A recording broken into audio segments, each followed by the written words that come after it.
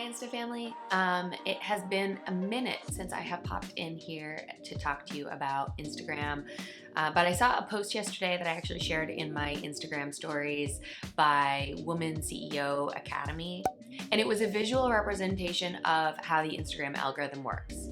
To be clear, the way the Instagram algorithm actually works is that it is based on responsiveness. When you post something, Instagram shows it automatically to about 10% of your followers.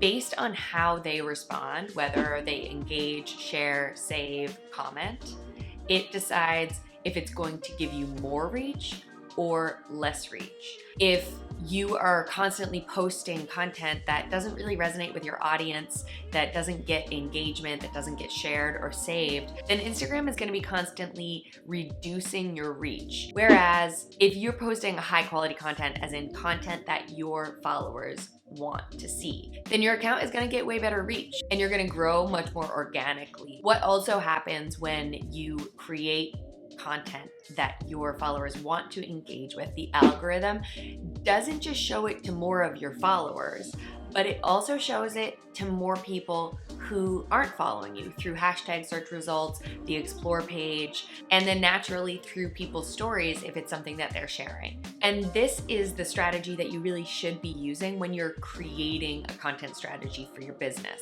And it's why it's so important to know that posting more often isn't necessarily better. You can use the information that you get from those posts to slowly build your content strategy so that it's filled with things that are actually useful, valuable, and informational for your followers rather than just kind of posting whatever you might feel inspired by that day. Posting in the moment can be great. And it's also really important that if you're using Instagram for business, that you actually pay attention to the content that your followers really like and share. So let me know if you are using this strategy already to create your content, or if this is something that's new to you, what you feel like is the biggest roadblock.